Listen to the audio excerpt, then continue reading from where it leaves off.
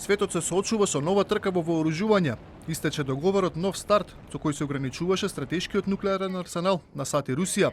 Договорот беше потпишан во 2010 година, а со прекинот Москва и Вашингтон и формално се ослободени од низа ограничувања. Според последните проценки, двете држави во моментов контролираат повеќе од 80% од нуклеарните боеви глави во светот.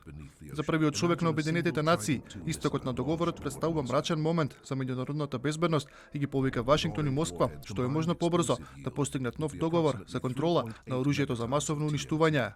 За прв пат по повеќе од половина век се соочуваме со свет без никакви обврзувачки ограничувања за стратешките нуклеарни арсенали на Русија и САД, двете земји кои поседуваат огромно мнозинство од нуклеарното оружје во светот.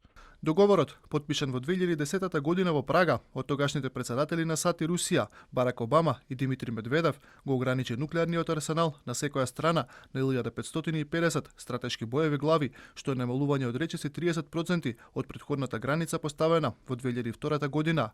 Барак Обама предупредува дека истекот на договорот може да предизвика уште една трка за вооружување. Тоа бесмислено би ги уништило децениите дипломатија и би можело да предизвика уште една трка во вооружување што ќе го направи светот помалку безбеден.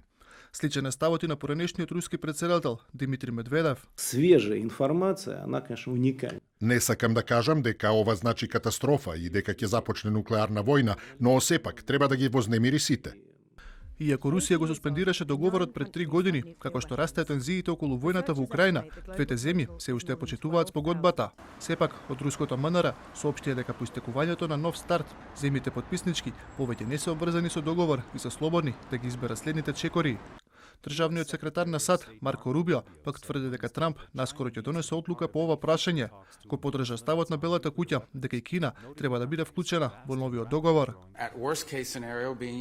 Председателот беше јасен дека за да се има вистинска контрола на оружјето во 21 век, невозможно е да се направи нешто, а тоа да не ја вклучува Кина, поради нивните огромни и брзорастечки капацитети.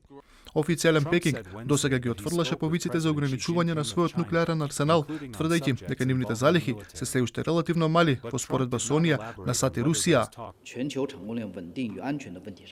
Кина доследно се придржува до нуклеарната стратегија за самоодбрана. Се придржува до политиката за забрана за прва употреба на нуклеарно оружје и презеде обврски, да не користи или да се заканува со употреба на нуклеарно оружје против држави кои не поседуваат такво оружје. Русија пак инсистира дека секој иден договор треба да ги вклучува и Франција и Велика Британија, две европски нуклеарни сили.